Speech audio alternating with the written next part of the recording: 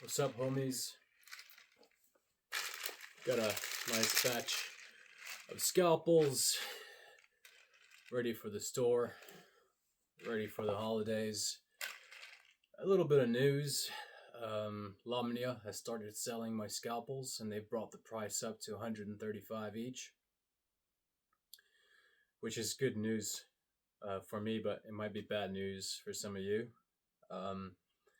I've also, through a lot of research, have come to the conclusion that AEBL will be a really good steel to continue the production. So V4 will be an AEBL. I could have chosen between a lot of other steels, 14C, 28N, Nitro V, 440 series. There's a lot of those steels, but they're essentially all the same, and most of them they're all less pure than AEBL. AEBL, they're all very similar alloying elements. They don't really have that big of a difference. AEBL is just the purest one, the one with the least amount of inclusions, the one with the most consistent grain structure, and the one with the most refined grain structure, and the one with the most amount of heat treating research on it. And overall, it's the best option. It's also like the only stainless steel that the Japanese kitchen knife makers order from Europe, or basically steel that they order from outside of Japan. So it's a proven steel. It's a very good steel. And at some point in the future, it'd be super interesting to experiment, for example, with Magna Cut and those kind of steels. But most of those steels, they're out of stock all the time. And when you're talking about production, in my scenario, you need a steel that's very available, because otherwise it's going to affect production in the future. You're going to have periods of time where you're waiting for certain stocks to fill in order to order. You might, and you're going to have months of waiting time for it, and it just doesn't work. A stainless steel is a good idea for these. It also allowed me to experiment more with kitchen knives, and it'll look. I also have like a boot knife, Bowie knife, rivet lock bulk design, which will be in 3.5 millimeter AEBL. It's going to be a full steel type of EDC knife, but it'll have the holes in place for you to put scales on there if you want, or a wrapped handle. So I'll do some with a wrapped handle. It's just for a long time I've wanted to make a full steel style kind of boot knife, Bowie style.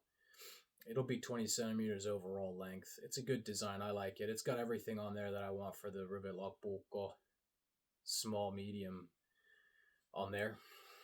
I've sent the technical drawings to my friend who can help me injection mold the handle for the V4 design. So the V4 design will be stainless AEBL, somewhere in the 60, 61, maybe 62 Rockwell hardness. I noticed with the scalpels is they don't need to be too tough. They can actually have higher hardness. And AEBL is a good steel to do that with, because it remains pretty tough and it has a very good grain structure with the plastic injection molded handle. Now, I'm not entirely sure yet how much it's going to cost per unit, but the goal was always to make it more affordable than the hand wrapped ones.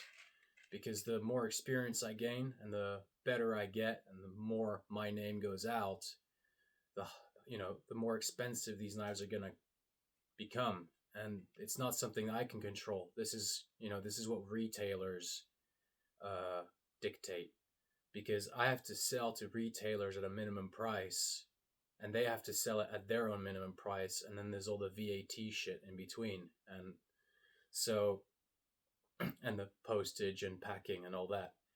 So it's not me really that dictates the price so much. I can put a minimum price on things, but at the end of the day, that minimum price is the minimum price that I can afford to sell in bulk to retailers. I can't really afford to do it myself to a consumer one by one sale a day kind of thing. So it's at 135 euros.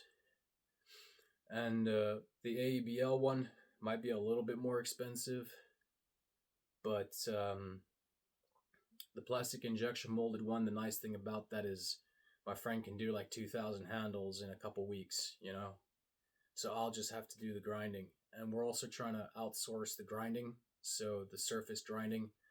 But the problem with that is that the company that does that, Roselli, they're on backlog. They're on back order, like backlog. It's going to take months before my blades would even reach the production line and become grounded. So there's sort of a difficulty there in getting that outsourced, even though that's actually a really relatively affordable and cheap option to increase production rate.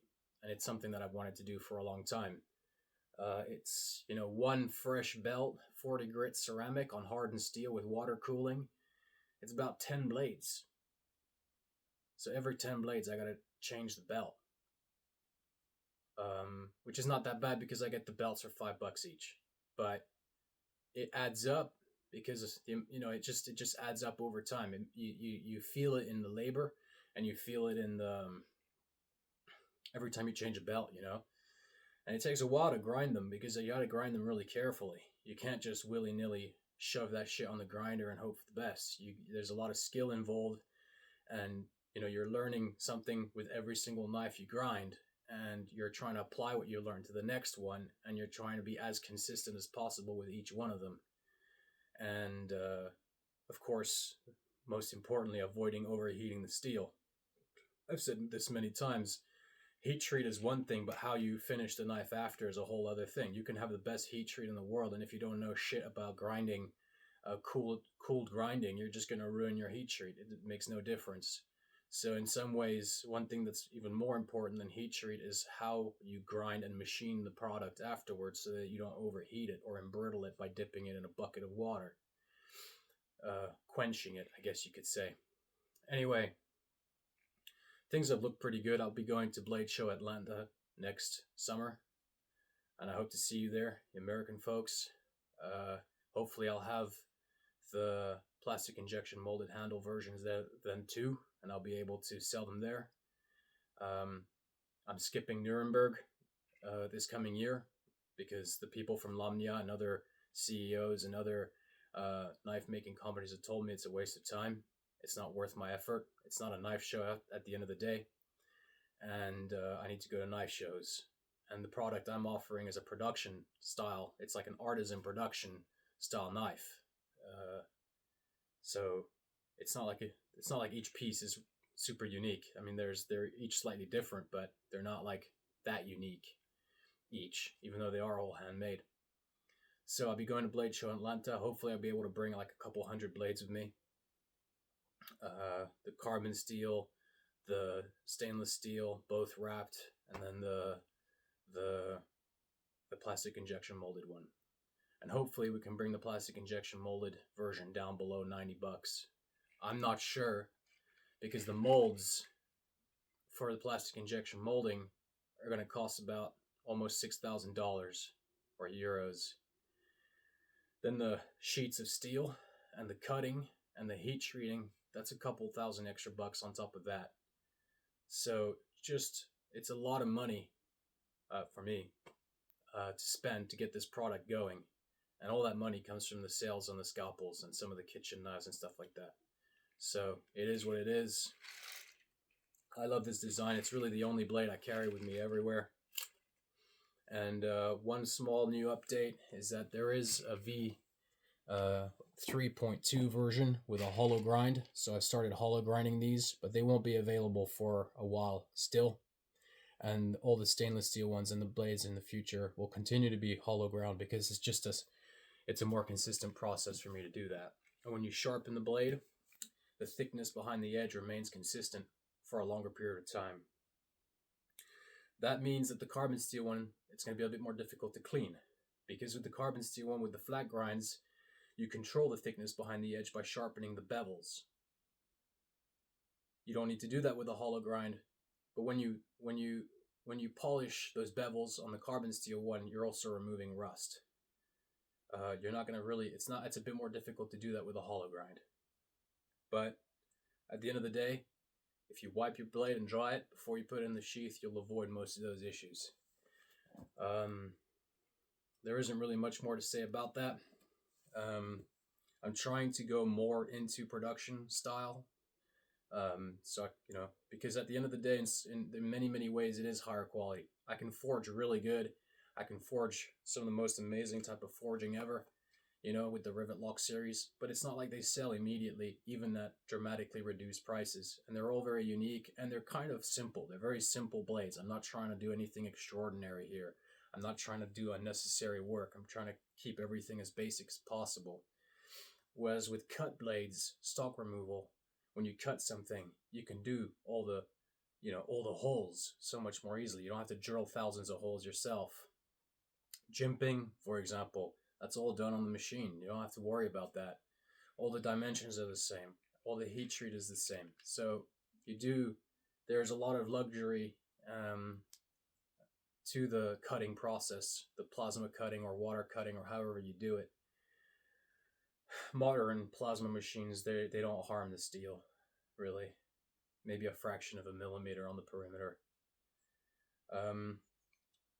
That's really all I have for you folks today, and thanks for watching. And you can order yourself a Scalpel, and if you are interested in a hollow grind one, they are being made as this batch of the flat grind ones are being sold. So if you're really interested in a hollow grind one, please reach out to me. Hot Metal Knives, hot.metal.knives@gmail, or contact me through Instagram at hot_metal_knives. Through the DMs, it's like the easiest way to sort this stuff out. I have a new Shopify page called HMK Scalpel, where I'm trying to move the Scalpel sales to, because I like to kind of focus on one product as much as possible. The most successful product, the most refined product, the most consistent product. A lot of companies do this. They get themselves a really good product and they just stick with it, and then they develop it over time. And it's just the easier, safer approach for me, because I know when I get up in the morning, I know that if I just do these 5 things, I'm going to be done with those 5 things at the end of the day, and everything's going to be successful. That's not the same when it comes to forging, when it comes to making kitchen knives, laminated kitchen knives, and stuff like that. So, once again, thanks for watching. Wish you all some good luck, and I'll see you next time.